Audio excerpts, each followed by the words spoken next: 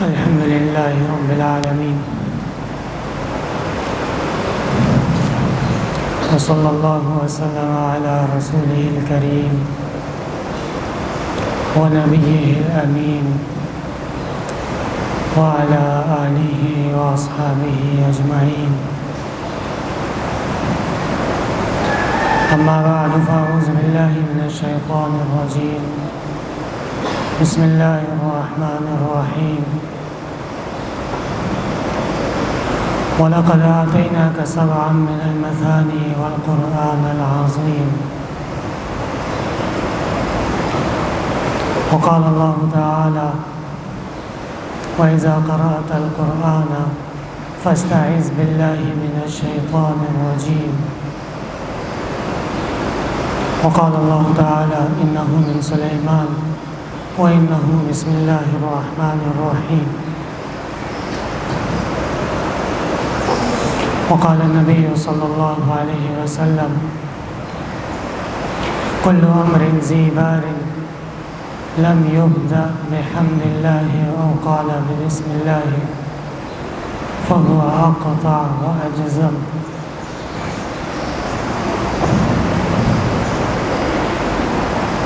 قرآن کریم آسمانی کتاب ہے، اللہ تبارک و تعالی کا کلام ہے۔ اس کائنات میں جتنے بھی کتب ہیں، جتنے بھی ارشادات ہیں، جتنے بھی ہدایت کے اسباب ہیں، ان سب میں سب سے اعلیٰ عرفہ، سب سے زیادہ فصیح اور بلیغ، سب سے زیادہ محفوظ اور مامون وہ قرآن کریم ہی ہے۔ یہی وجہ ہے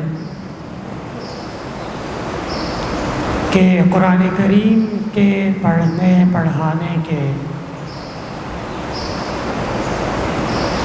اور اس کو سیکھنے کے، اس کو مس کرنے کے، اس سے ہاتھ لگانے کے مخصوص ایسے آداب ہیں جو اس کے علاوہ کسی اور کتاب کے لیے بدرجہ وجوب کے حکم موجود نہیں۔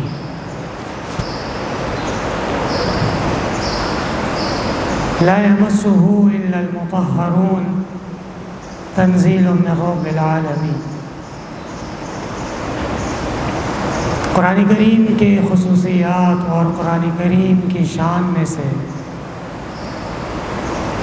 ایک ادب اور ایک حکم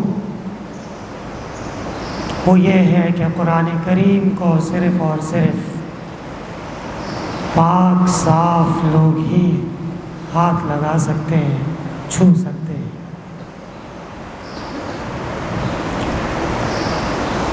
امام طحاوی رحمۃ اللہ علیہ نے اس آیت کے ذیل میں مسئلہ بیان فرمایا ہے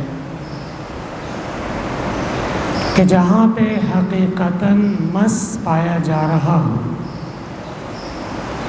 اور جہاں پہ واقعتاً قرآن کریم کو چھونا، ہاتھ لگانا پایا جا رہا ہو، تو یقیناً ایسی صورت میں قرآن کے ظاہر حکم، محکم حکم کی تعمیل کرتے ہوئے طہارت کا ہونا واجب ہے، ضروری ہے۔ البتہ اگر کوئی قرآن کریم حفظ پڑھ رہا ہے اور اس کو ہاتھ لگانے کی حاجت یا ضرورت پیش نہیں آ رہی،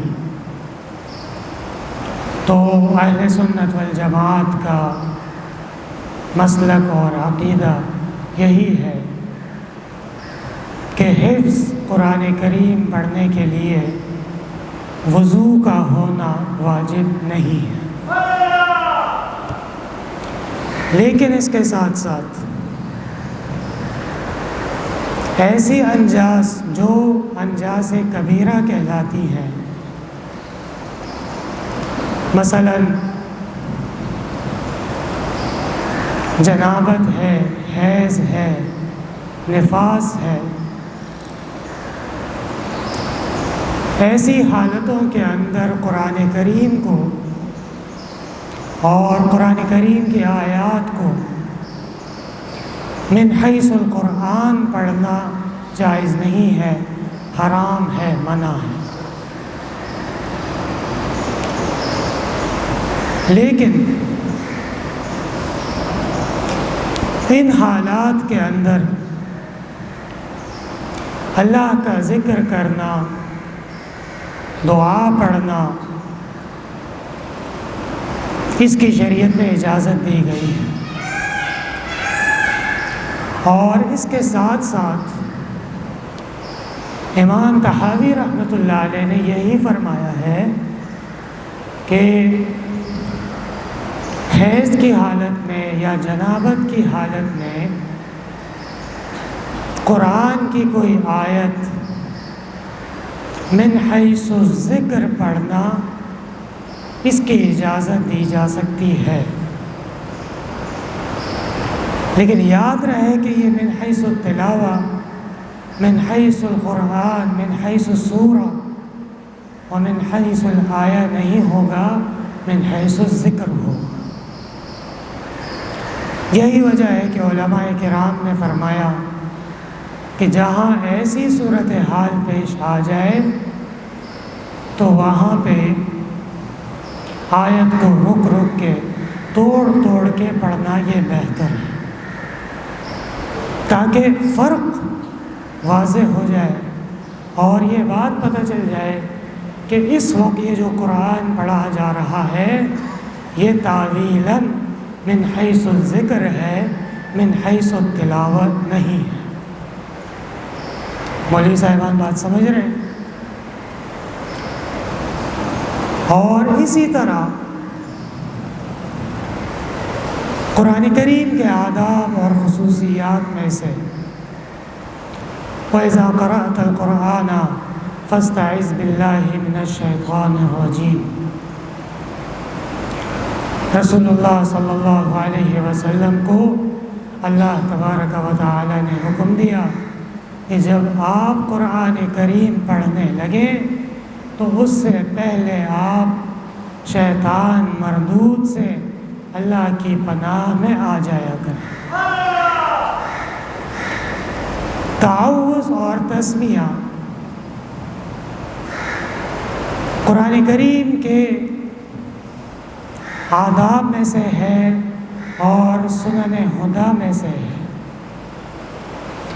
رسول اللہ صلی اللہ علیہ وسلم جب بھی قرآن کریم کی کوئی صورت اور کوئی آیات شروع فرماتے تھے تو وہاں تعوذ اور تسمیہ دونوں یا بعض مقامات پہ صرف تسمیہ پڑھنا یہ ثابت ہے۔ یہی وجہ ہے کہ علماء کرام نے اس کو سنت اور ادب قرار دیا ہے۔ اس کے ساتھ ساتھ چند مشہور مفسرین مثلا علامہ آلوسی ہیں، محقق ابن الحمام ہیں، حلبی کبیر والے ہیں، ابراہیم قرانی ہیں، یہ وہ مفسرین ہیں کہ ان کی رائے ہے کہ تسمیہ بھی واجب ہے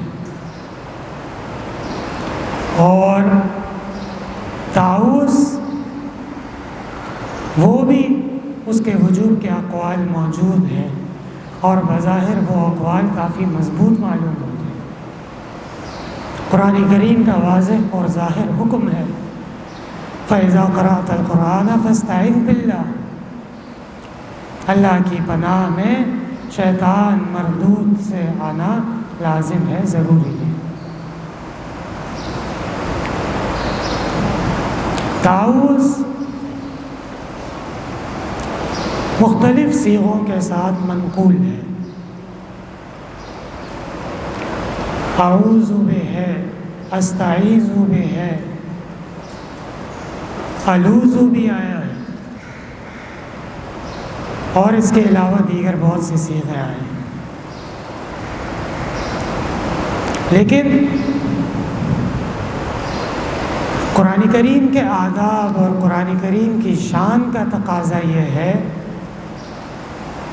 کہ جس طرح قرآن کریم کی ترتیب، قرآن کریم کی صورتیں، قرآن کریم کی آیات اور قرآن کریم سے متعلق بہت ساری چیزیں وہ حتمی ہیں، محکم ہیں، اس میں دو اقوال نہیں ہیں، ایک ہی قول ہوتا ہے.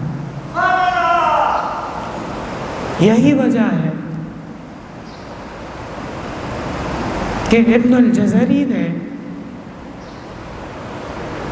النشر فی قراءات العشر میں لکھا ہے کہ بہتر یہ ہے کہ تلاوت سے پہلے جب تعوذ پڑھا جائے تو اعوذ کا صیغہ استعمال کیا جائے،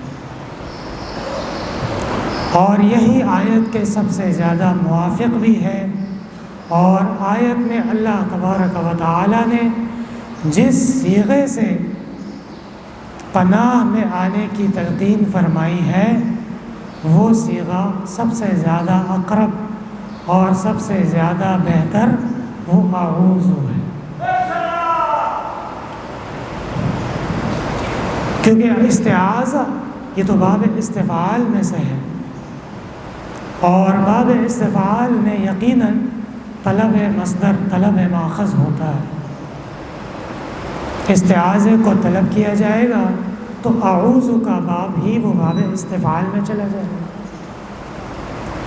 اور جب اس میں طلب ختم کر لی جائے گی اور فقط پناہ میں آنا آ جائے گا تو وہ اعوذ والے صیغے سے پڑھا جائے گا. اور تعوذ صرف اور صرف قرآن کریم کے ساتھ خاص ہے. عوام میں یہ مشہور ہے، خاص طور پہ ہمارے پختونوں میں کوئی بھی کام کرتے ہیں تو اس سے پہلے اعوذ باللہ بھی پڑھ لیتے ہیں اور بسم اللہ بھی پڑھ لیتے ہیں. حضرت والد صاحب فرمایا کرتے تھے کہ یہ صحیح اور درست طریقہ نہیں ہے.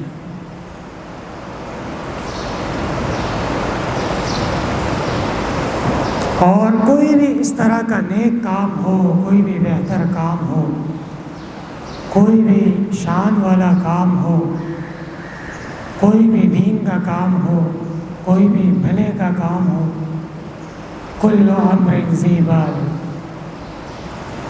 اس کا ادب یہ ہے کہ اس سے پہلے اللہ تبارک و تعالیٰ کا نام لے لیا جائے، اللہ کی حمد بیان کر لی جائے اور ثنا بیان کر لی جائے.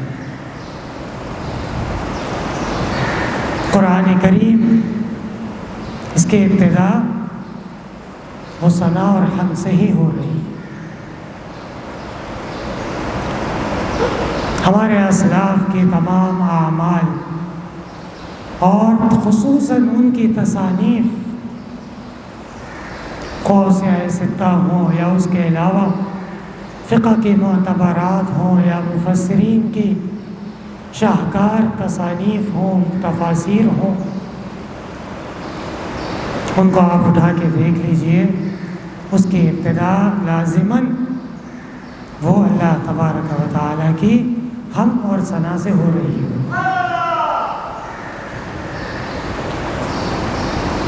اور یہاں پہ یہ مسئلہ یاد رہے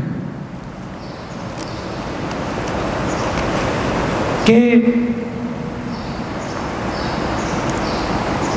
حدیث شریف میں بھی آپ صلی اللہ علیہ وسلم نے فرما دیا کہ تم جب کوئی شان والا، عظمت والا، نیک دین والا کام کرو تو اس سے پہلے اللہ تبارک و تعالیٰ کی حمد، اللہ کی ثنا، اللہ کا تسمیہ وہ ذکر کر لیا کرو. اب مسئلہ یہ پیش آ رہا ہے یہاں پہ کہ کچھ علماء یا کچھ بزرگان دین جب وہ دعا شروع کرتے ہیں تو وہ درود شریف سے شروع کرتے ہیں. جب ہاتھ اٹھاتے ہیں تو کہتے ہیں اللہم صلی علی محمد. بہت نیک عمل ہے درود شریف، بہت ہی اعلیٰ عمل ہے، اس امت کے لیے سرمایہ ہے.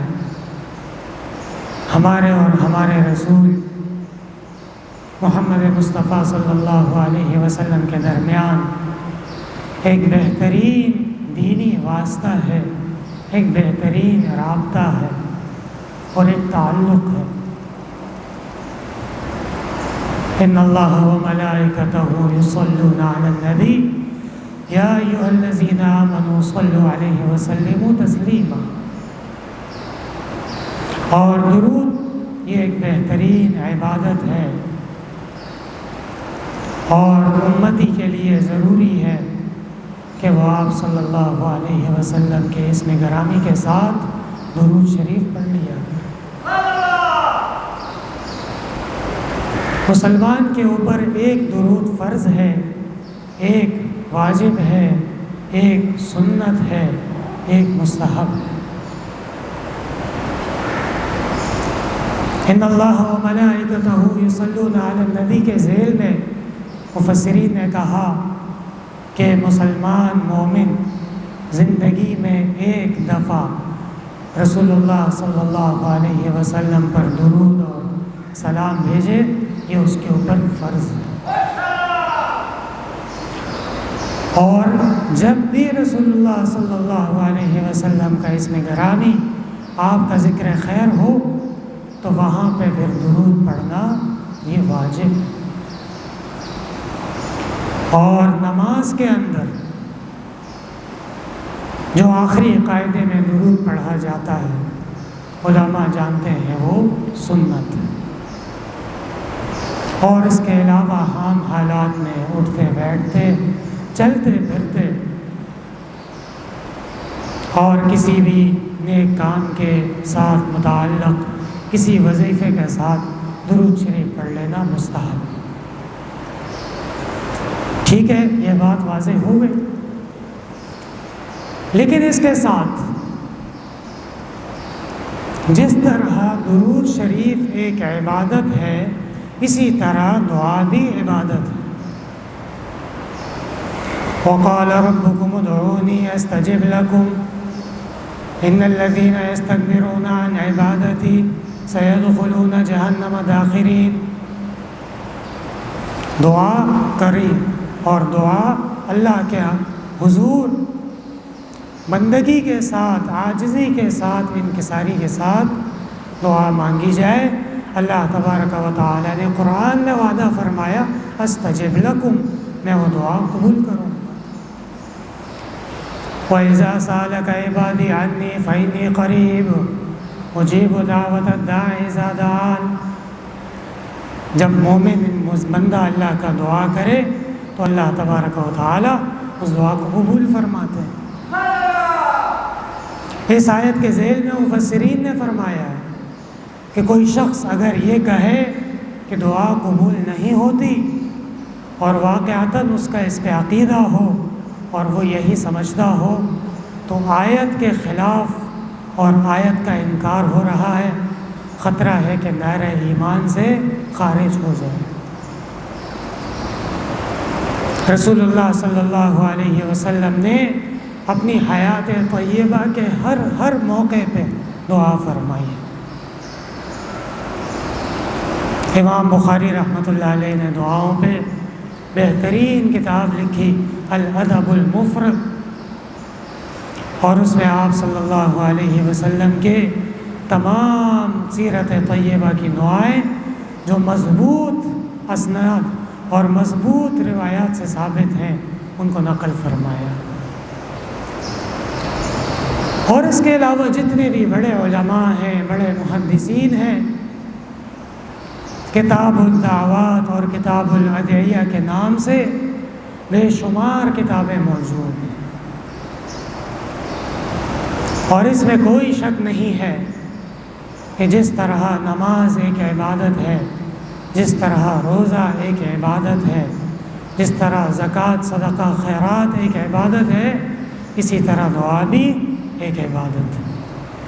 الدعاء مخ العبادہ، عبادت کا خلاصہ کہا گیا ہے اس کو، اس لیے کہ اس میں بندہ اپنے رب سے براہ راست ہم کلام ہوتا ہے اور اس کے سامنے اپنی حاجات، اپنی مرادیں اور اپنی مطلوبات، اپنے مقاصد وہ اپنے رب کے سامنے پیش کرتا ہے۔ جب یہ ثابت ہو رہا ہے اور معلوم ہو رہا ہے کہ دعا ایک عبادت ہے، تو عبادت اس سنت کے مطابق ہونی چاہیے، اس لیے کہ کوئی بھی عبادت، کوئی بھی عمل جو شریعت میں آیا ہو، نقل ہوا ہو، وہ جب سنت اور شریعت کے تعلیمات کے خلاف ہو تو وہ یا تو مکروہ ہو جاتا ہے اور یا پھر وہ بدعت بن جاتا ہے۔ ہمارا بدعتیوں سے کیا اختلاف ہے؟ جس چیز کو وہ عبادت کہہ رہے ہیں، جس عمل کو وہ عبادت سمجھ رہے ہیں، شریعت میں وہ عبادت اس طریقے سے، اس ڈھب پر، اس راستے سے ثابت ہی نہیں ہے۔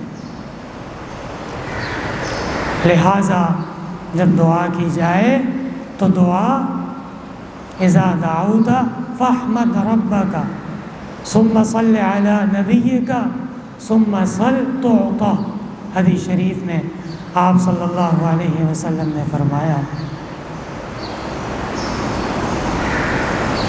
امام ترمذی رحمۃ اللہ علیہ نے جب کتاب الصلاۃ ختم کر دی اور باب الثناء علی اللہ ثم الصلاۃ علی النبی ثم الدعاء باقاعدہ باب قائم کیا ہے، اور اس باب میں اس بات کو واضح کیا ہے کہ دعا کا ادب، سنت طریقہ اور دعا کا طریقہ یہ ہے کہ جب دعا مانگی جائے تو سب سے پہلے اللہ تبارک و تعالیٰ کی حمد اور ثنا بیان کی جائے،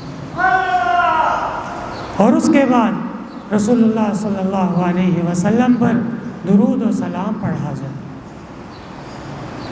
اور پھر اس کے بعد مومن مسلمان جو دعا مانگنا چاہتا ہے وہ دعا مانگے، وہ دعا اس کی قبول ہو۔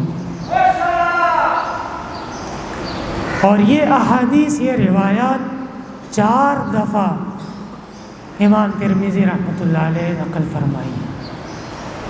کتنی دفعہ؟ 4 دفعہ۔ اور ایک روایت میں اس طرح آتا ہے کہ جناب نبی کریم صلی اللہ علیہ وسلم کی موجودگی میں ایک شخص دعا کر رہا تھا، اور اس نے دعا شروع کی پیغمبر پر درود پڑھنے سے۔ آپ صلی اللہ علیہ وسلم نے اس سے فرمایا عجلتا، تم نے عجلت کی، جلدی کی، اور آپ نے فرمایا اذا دعوت فاحمد ربک ثم صل علی النبی ثم صل تعطى، او کما قال صلی اللہ علیہ وسلم۔ جب دعا کرو اللہ کی حمد بیان کرو، جب دعا کرو تو پھر اس کے بعد رسول اللہ صلی اللہ علیہ وسلم پر درود پڑھو اور پھر دعا پڑھو۔ یہاں پہ قابل غور بات یہ ہے کہ آپ نے کیا فرمایا اس شخص کو؟ عاجل تھا، تم نے جلدی کی۔ اب آگے جو میں بات کرنے لگا ہوں یہ محض ایک رائے ہے، خدا نہ خواستہ یہ کوئی حکم نہیں ہے، کوئی فتویٰ نہیں ہے اور کوئی بدگمانی نہیں ہے، صرف ایک خطرے کا اظہار ہے۔ وہ کیا؟ ایک اور حدیث میں رسول اللہ صلی اللہ علیہ وسلم نے فرمایا کہ اللہ تبارک و تعالی بندے کی دعا قبول فرماتے ہیں ما لم یتعجل، جب تک وہ جلد بازی نہ کرے۔ مطلب کیا ہوا کہ جو دعا میں جلدی کرتا ہو، عجلت کرتا ہو، اور دعا کے اندر اس کا دل نہ لگتا ہو، یا دعا میں کوئی ایسا عمل کرے جو شرعی لحاظ سے عجلت میں شمار ہوتا ہو، تو وہ دعا قابل قبول ہوگی یا نہیں ہوگی؟ ما لم یتعجل، جب تک کہ وہ جلد بازی نہ کرے۔ اور جس بندے نے پہلے درود پڑھا اس سے کیا کہا؟ عاجل تھا۔ یہ محض ایک اظہار اندیشہ ہے کہ خدا نہ خواستہ کہیں ایسا نہ ہو کہ اگر دعا ہم سے شروع نہ کی جا رہی ہو تو اللہ تبارک و تعالی ہی بہتر جانتا ہے کہ وہ دعا قبولیت میں قابل قبول ہے یا نہیں ہے۔ علماء کرام طلباء کرام بات کو سمجھ رہے ہیں؟ ہاں، اس بات میں خاص خیال رکھیے گا کہ بے موقع درود شریف پڑھنا اس کا حکم کیا ہے۔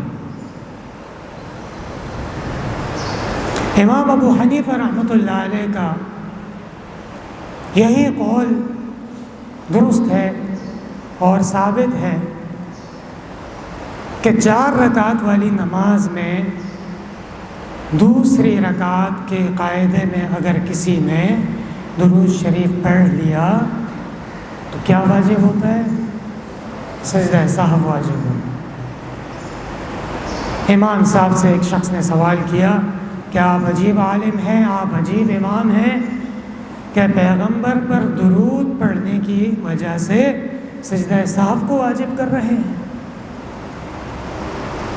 امام صاحب بھی امام صاحب ہیں، امام اعظم ہیں اور افہم ہیں اور نہایت ہی زود نظر ہیں دینی شرعی احکام میں۔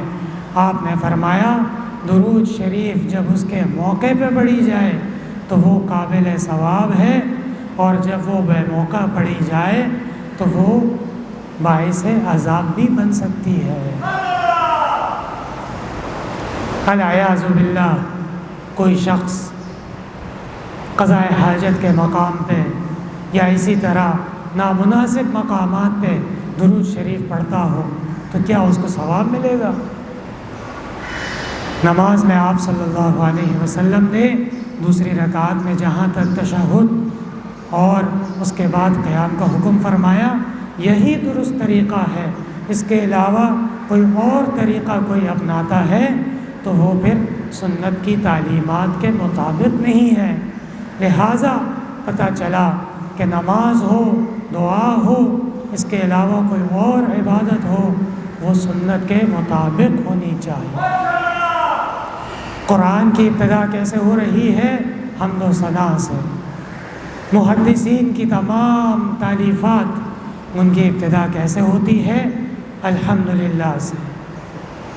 بڑی بڑی تفاسیر اور مقدمین مفسرین کی تالیفات تفاسیر ان کی ابتدا کیسے ہوتی ہے؟ الحمدللہ سے۔ فقہاء جنہوں نے اس امت پر احسان فرما کے فقہ کی مطولات بھی لکھی اور مختصرات بھی لکھی اور بے شمار بہترین ایسی کتابیں لکھی جو امت کے لیے دینی مسائل اور رہنمائی میں دستاویز ہیں، ان کی ابتدا کیسے ہوئی؟ الحمدللہ سے۔ تو دعا میں الحمدللہ سے شروع کرنے میں آخر آپ کو تکلیف کیا ہے، مشکل کیا ہے؟ قرآن کی اتباع، سنت کی اتباع، محدثین کی دعا وہ الحمدللہ سے شروع کرنی چاہیے۔ الحمدللہ دلائل براہین قاطعہ کے ساتھ ثابت ہو چکا ہے، معلوم ہو چکا ہے۔ ساڑھا پلہ بھاری ہے۔ کیا ہے؟ ساڑھا پلہ بھاری ہے۔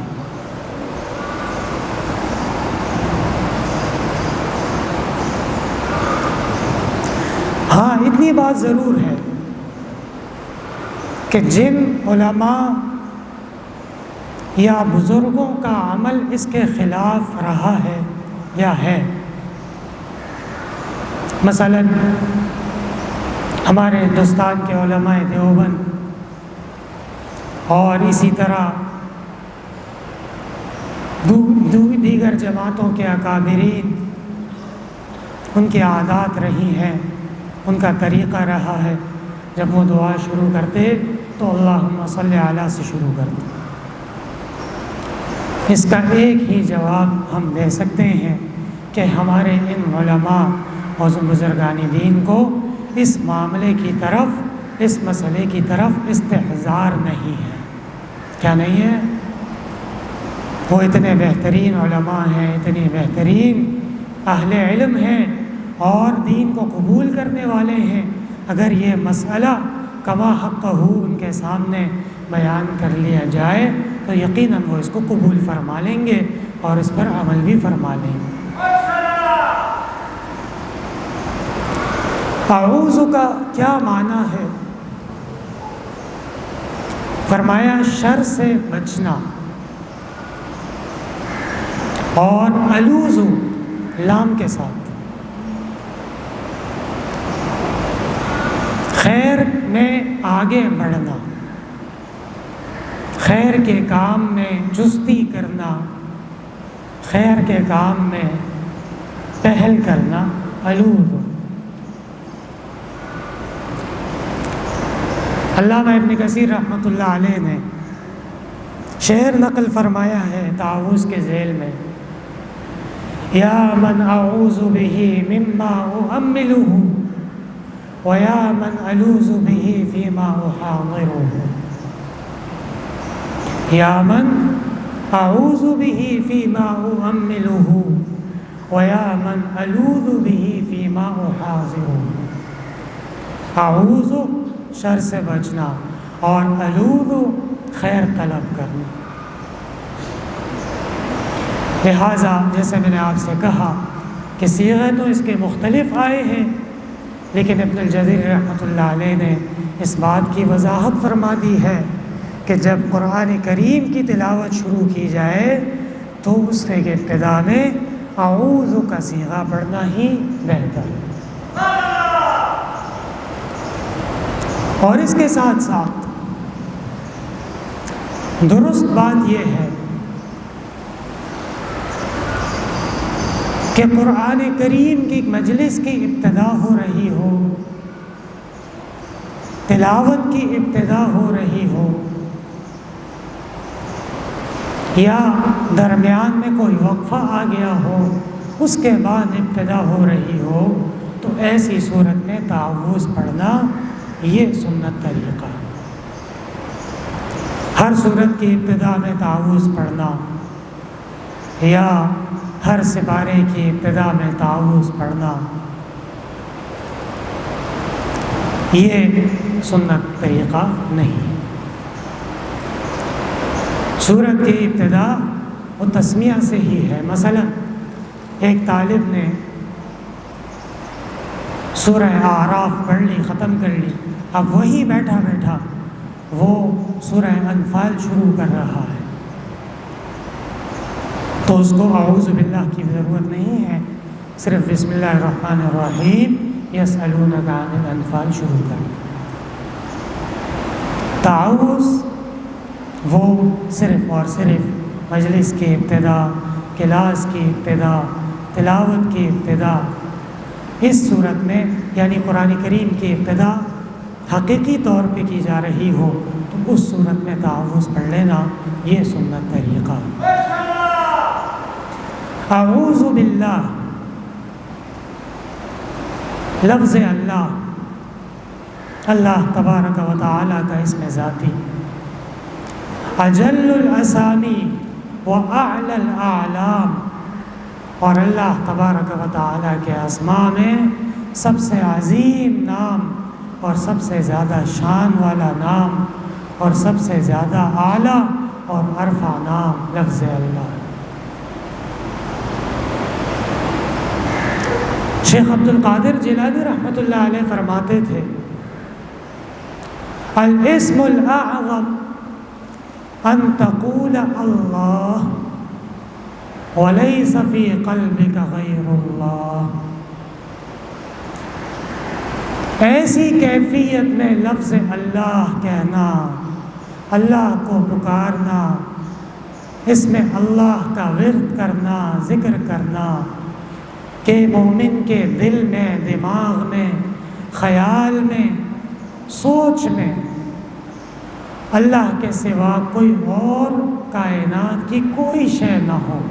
یہ اسم اعظم ہے. کیا ہے؟ اسم اعظم. اسم اعظم جانتے ہو نا؟ اللہ تبارک و تعالیٰ کی اسماء، اللہ کی حمد و صفات اور اللہ تبارک و تعالیٰ کی عظیم چند کلمات ہیں جو اللہ تبارک و تعالیٰ اپنے اولیاء کو اور اپنے قریب لوگوں کو منتشف فرما دیتے ہیں، اور ان کے پڑھنے سے ما فوق العقل کام ہونے لگتے ہیں.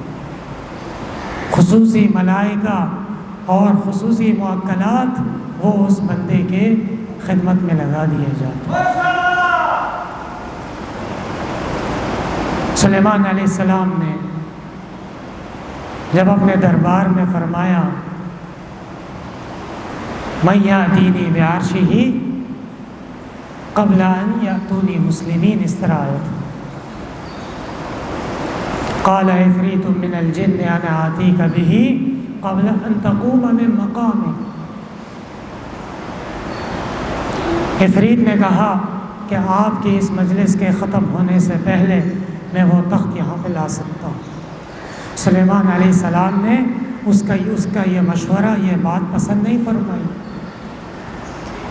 یہ حضرت سلیمان علیہ السلام کی شان اور ان کے معیار کے مطابق نہیں تھا. ان کی شان، ان کی عظمت، ان کا معیار وہ بہت بلند تھا. قال الذی عنده علم من الکتاب انا آتیک بہ قبل ان یرتد الیک طرفک. اس آیت کے ذیل میں مفسرین نے کہا ہے کہ کچھ ایسے کلمات، کچھ ایسے اسماء یقیناً موجود ہیں کہ جن کے پڑھ لینے سے قبل ان یرتد الیک طرفک، لمحوں میں اور آنکھ جھپکنے میں ایسے محیر العقول کام ہو سکتے ہیں. اللہ تبارک و تعالی علی کل شیء قدیر ہے، اس کی دست قدرت سے کوئی شے بعید نہیں. تو شیخ عبد القادر جیلانی رحمۃ اللہ علیہ سے منقول ہے الاسم الاعظم هو اللہ. وہ کیا ہے؟ وہ اللہ ہے. اللہ اللہ ایچ شیری ہست نام، شیر و شکر می شود باشد تمام. اللہ اللہ ہے تو یہ جہان ہے، یہ نہیں تو جہان بھی بے جان ہے. حاجی امداد اللہ مہاجر مکی رحمۃ اللہ علیہ گلزار معرفت میں لکھتے ہیں ذکر کر ذکر خدا اور ہے تذکیر بس، جز کلام حق کہ ہے ہر بات باقی تقریر بس. تمام ہمارے بڑے اسلاف اور اولیاء اللہ اور صوفیاء کرام، علماء کرام، ان کے اعمال اور ان کے معمولات اور ان کے تمام تر علوم، اس کے اندر یہ بات شامل ہوتی تھی کہ اللہ تبارک و تعالیٰ کا ذکر، اللہ کی یاد اور اللہ تبارک و تعالیٰ کی طرف توجہ، اس طرف تخلیہ اور اس طرف نظر اور تفکر، یہ نہایت ایک ضروری عمل ہے. رسول اللہ صلی اللہ علیہ وسلم صحابہ کرام کے ساتھ ایک سفر سے واپس تشریف لا رہے تھے. گرمی زیادہ تھی، سفر طویل تھا. راستے میں ایک جگہ قیام کے لیے تھوڑی دیر آرام کے لیے رکے اور صحابہ کرام سے فرمایا درخت کے نیچے آرام کرتا ہوں، تم لوگ بھی کچھ آرام کرو. رسول اللہ صلی اللہ علیہ وسلم نے اپنی تلوار اپنے سرہانے لٹکائی اور وہاں دراز ہو کر آرام فرمانے لگے، اور صحابہ کرام بھی کسی آڑ میں، کسی چھاؤں میں، کسی درخت کے نیچے وہ بھی آرام کرنے لگے، تھکے ہوئے تھے۔ اتنے میں ایک عربی مشرک آئے اور تلوار اٹھا لی، تان لی، اور جناب نبی کریم صلی اللہ علیہ وسلم سے کہا من یمنعک منی، مجھ سے کون بچائے گا تمہیں؟ آپ صلی اللہ علیہ وسلم نے فرمایا اللہ بچائے۔ ظاہر بات ہے پیغمبر اور رسول کے زبان، آپ کے الفاظ، آپ کے کلمات میں ایسا اثر ہوا کہ اس کے اوپر ایک ہیبت طاری ہو گئی، اور اللہ تبارک و تعالیٰ کی عظمت، آپ کا جلال، آپ کی تجلی وہ اس کے اوپر واضح ہو گئی۔ ہاتھ پیر اس کے پھول گئے، کپکپانے لگے، ہاتھ سے اس کی تلوار گر گئی۔ رسول اللہ صلی اللہ علیہ وسلم نے وہ تلوار اٹھائی اور آپ نے فرمایا من یمنعک منی، تمہیں اب کون بچائے گا مجھ سے؟ مجھے تو میرے اللہ نے بچا لیا ہے۔ اس کے پاس کوئی جواب نہیں تھا۔ آپ نے فرمایا تم بھی کہو کہ مجھے اللہ بچائے گا۔ اللہ تبارک و تعالیٰ کی ذات عظیم ذات ہے، اللہ تبارک و تعالیٰ خالق ہے، اللہ تبارک و تعالیٰ قادر ہے، رازق ہے، قہار ہے، اور اللہ تبارک و تعالیٰ کی شان میں، اللہ تبارک و تعالیٰ کے دربار میں سب سے زیادہ بڑا گناہ اور سب سے زیادہ ایک بندے کی طرف سے جو ناہنجاری کی جاتی ہے، بے ادبی کی جاتی ہے، اللہ کو ناراض کیا جاتا ہے، وہ شرک ہے۔ ان اللہ لا یغفر ان یشرک بہ ویغفر ما دون ذلک لمن یشاء، شرک کی معافی نہیں ہے، اور شرک پر جس کو موت آ گئی، ایمان نہیں لایا، اللہ تبارک و تعالیٰ نے فرمایا یہ ایسے گناہ کا مرتکب ہے، ایسے حرام کام کا مرتکب ہوا ہے، اور اس نے میری شان میں ایسی گستاخی کی ہے کہ اس کی معافی اور اس کی مغفرت نہیں۔ مولانا فضل الرحمن گنج مراد آبادی رحمۃ اللہ علیہ بہت بڑے عالم گزرے ہیں۔ شاہ عبدالعزیز رحمۃ اللہ علیہ کے حدیث میں براہ راست شاگرد، حکیم الامت حضرت مولانا اشرف علی تھانوی رحمۃ اللہ علیہ نے بھی ان سے کئی مرتبہ ملاقات فرمائی ہے۔ اپنے درس میں بیٹھے تھے، شاگردوں کے درمیان ایک ہندو پنڈت آیا اور کہنے لگا مولوی جی اللہ کون ہے یہ تو بتاؤ ذرا۔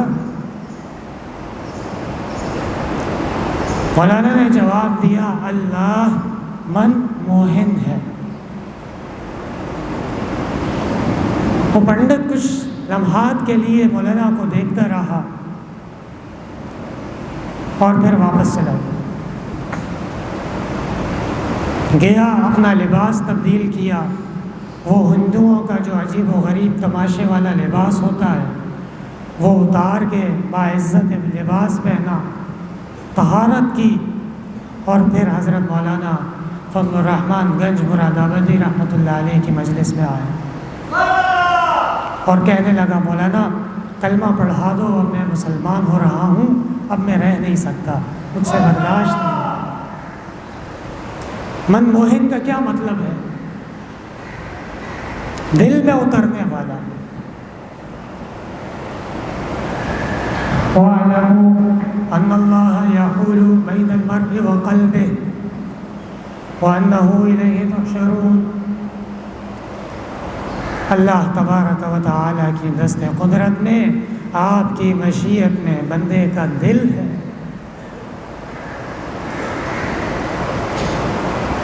دل کا کیا کہنا یہ دیوانہ ہے، اس کے گوچے میں پھر لٹایا گیا ہے۔ اللہ تبارک و تعالی جس کے دل میں ایمان کا نور عطا فرما دے۔ افمن شرح اللہ صدرہ للاسلام فہو علی نور من ربہ، اللہ تبارک و تعالی جس کو اسلام کا انشراح عطا فرما دیتے ہیں، کہاں پہ؟ سینے میں۔ انہ علیم بذات الصدور، اللہ تبارک و تعالی سینوں کے، دلوں کے بھید کو اور بڑے سے بڑے راز کو بخوبی جانتے ہیں۔ مولانا فضل الرحمن گنج مراد آبادی رحمۃ اللہ علیہ کا جواب کیا تھا؟ اللہ تبارک و تعالی دلوں کے مالک ہیں، دلوں کے شہنشاہ ہیں۔ اللہ تبارک و تعالی کے دست قدرت میں تمام انسانوں کے دل ہیں، لیکن اس کے باوجود اللہ تبارک و تعالی نے بندے کو ایک حد تک اختیار عطا فرمایا ہے۔ الذی خلق الموت والحیات لیبلوکم ایکم احسن عملا، لیبلوکم، آزمائش بھی ہونی ہے۔ بغیر آزمائش کے جنتیں مل جائیں اور بغیر آزمائش کے ہر روز عید نیست کہ حلوہ خورد کثیر۔ سمجھ میں آ رہی ہے بات؟ لیکن دل اور دل کے مالک، دل کے شہنشاہ، اصل دل وہ اللہ تبارک و تعالی ہی کے دست قدرت اور انہی کی ملکیت میں ہے۔ زمین و آسمان و عرش و کرسی سبھی ہوئے سرمست پی کر جام اللہ، بہائے تو اگر خون عاشقوں کا تو ہر قطرے سے نکلے نام اللہ۔ امام محمد رحمۃ اللہ علیہ فرماتے ہیں لفظ اللہ ہوا اسم جامد۔ آپ نے سنا ہوگا کہ یہ سیبوی کا قول ہے، اور یہ مورد کا قول ہے، اور یہ خلیل کا قول ہے، اور یہ جو ہے اس کے علاوہ ثعلبی کا قول ہے۔ حقیقت میں یہ امام محمد رحمۃ اللہ علیہ کا قول ہے۔ دلیل کیا ہے اس کی؟ تفصیل کے لیے تفسیر زاہدی جو فارسی میں ایک نایاب تفسیر ہے، اور پاکستان میں الحمدللہ یہ تفسیر پہلی دفعہ حضرت والد صاحب رحمۃ اللہ علیہ نے ہی شائع کروائی ہے، اور اس کے نسخے ایک حد تک علماء کرام کو جب تک موجود تھی مفت میں بغیر کسی معاوضے کے بانٹے گئے۔ اس میں امام زاہدی فرماتے ہیں کہ یہ قول امام محمد ابن الحسن شیبانی است۔ یہ قول کس کا ہے؟ امام محمد رحمۃ اللہ علیہ کا۔ اور یہ بات درست معلوم ہوتی ہے اس لیے کہ امام شافعی رحمۃ اللہ علیہ فرمایا کرتے تھے استاذنا الامام المحمد اذا يتكلم باللغة العربية فكأنما اللغة العربية تنزل عليه۔ ہمارے استاد امام محمد بن الحسن جب عربی میں کلام فرماتے تھے تو ایسا فصیح اور بلیغ اور ایسا پرقاعدہ کلام فرماتے تھے کہ محسوس ہوتا تھا کہ امام محمد رحمۃ اللہ علیہ پر عربی کلمات نازل ہو رہے ہیں۔ امام محمد رحمۃ اللہ علیہ فقہ کے بھی امام ہیں، حدیث کے بھی امام ہیں، تفسیر کے بھی امام ہیں، اور اسی طرح لغت میں بھی وہ امامت کا درجہ یقیناً رکھتے ہیں۔ اگر فقہ میں ان کی مطولات دیکھی جائیں، جامع الصغیر، جامع الکبیر اور اس کے علاوہ دیگر کتابیں، تو اندازہ ہو جاتا ہے کہ یقیناً زیادات وغیرہ اس میں لغت میں آپ نے بہترین کلام فرمایا۔ اور سیبوی اور مبرد اور خلیل یہ سارے تو بعد میں آئے ہیں۔ امام محمد رحمۃ اللہ علیہ ان سے متقدم ہیں، پہلے ہیں۔ امام مالک رحمۃ اللہ علیہ کے شاگرد ہیں۔ موطا امام مالک کو جس طریق سے امام محمد رحمۃ اللہ علیہ نے روایت کیا وہ موطا امام محمد کہلاتی ہے۔ اللہ اللہ اللہ تبارک و تعالی اس کی شان اعوذ باللہ، میں پناہ میں آتا ہوں اللہ کی۔ ایک مسلمان کے لیے اسی کے اندر نصیحت موجود ہے۔ مومن کے لیے سب سے بڑا دشمن اور سب سے بڑا خطرہ وہ شیطان، اور اس سے سب سے بڑی پناہ اللہ کی پناہ۔ اعوذ بمحمد نہیں کہا، اعوذ بداتا گنج بخش نہیں کہا، اعوذ بفلاں بابا، اعوذ بفلاں سرکار نہیں کہا، اعوذ بفلاں نبی، اعوذ بفلاں ولی نہیں کہا۔ اللہ تبارک و تعالی ہی قادر مطلق، اللہ تبارک و تعالی ہی بچانے والے، اللہ تبارک و تعالی ہی مشکل کشا، اللہ تبارک و تعالی ہی حاجت روا، اللہ تبارک و تعالی ہی مرادیں عطا کرنے والے، اللہ تبارک و تعالی ہی محافظ، اللہ تبارک و تعالی ہی ہادی، اللہ تبارک و تعالی ہی ناصر، اللہ تبارک و تعالی ہی رازق۔ اس کے باوجود ایک بندہ کہے کہ فلاں بابا مشکل کشا ہے العیاذ باللہ، اور فلاں بابا المدد، اور فلاں غوث اعظم، اور فلاں سے اس طرح پکارو یہ ملے گا، شرم تم کو مگر نہیں آتی۔ قرآن کہتا ہے اعوذ باللہ، کس کی پناہ میں آتا ہوں؟ اللہ کی پناہ میں۔ اللہ کے ہوتے ہوئے کسی اور کی ضرورت ہے؟ صبغۃ اللہ ومن احسن من اللہ صبغہ، اللہ کی رنگ میں، اللہ کی تعلیمات میں، اللہ کی شریعت میں تم رنگ جاؤ اور اس کو اپنا اٹھنا بیٹھنا بنا لو۔ ومن احسن من اللہ صبغہ، اس کے علاوہ پھر تمہیں کسی اور چیز کی ضرورت ہے؟ ضرورت نہیں۔ تو تعوذ میں، استعاذے میں، اللہ کی پناہ آنے میں امت کے لیے تعلیم ہے کہ خبردار، افرأیتم اللات والعزی ومناۃ الثالثۃ الاخری الکم الذکر وله الانثی، یہ بت تمہارے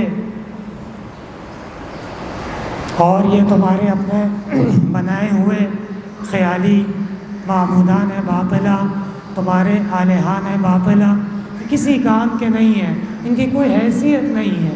تلک اذا قسمۃ ضیزیٰ ان ہی الا اسماء سمیتموها انتم وآباؤکم، تم نے خود بنائے ہیں، یہ قبر تم نے خود بنائی، اس کے اوپر مزار تم نے خود بنایا، پھر اس کو مشہور تم نے خود کیا، پھر اس پہ تم نے عرس خود شروع کیا، اب میلہ تم خود لگا رہے ہو۔ ما انزل اللہ بہا من سلطان، اللہ نے اس بارے میں کوئی دلیل نازل نہیں فرمائی ہے۔ توحید ہوگی، توحید کے اوپر چلیں گے، اعوذ باللہ پر عمل ہوگا تو آگے الحمدللہ درست ہوگا، اور آگے ان تمام تعلیمات پر عمل اور ان تمام تعلیمات کے اوپر چلنے سے ہی فلاح و نجات ہوگی۔ اگر ابتدا ہی میں بندے کا عقیدہ اور بندے کا عقل، بندے کا اعتقاد وہ غلط ہو گیا تو پھر کسی قسم کی تعلیمات، کسی قسم کی عبادات وہ قابل قبول اللہ کے ہاں نہیں ہوتی۔ الحمدللہ رب العالمین، لا الہ الا اللہ وحدہ لا شریک لہ، لہ الملک و لہ الحمد وہو علی کل شیء قدیر۔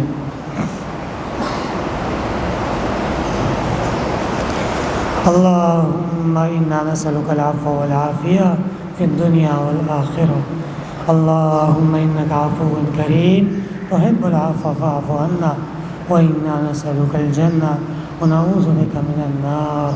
استغفر الله ربي من كل ذنب واتوب اليه. صلى الله تعالى على خير خلقه محمد وعلى اله وصحبه اجمعين.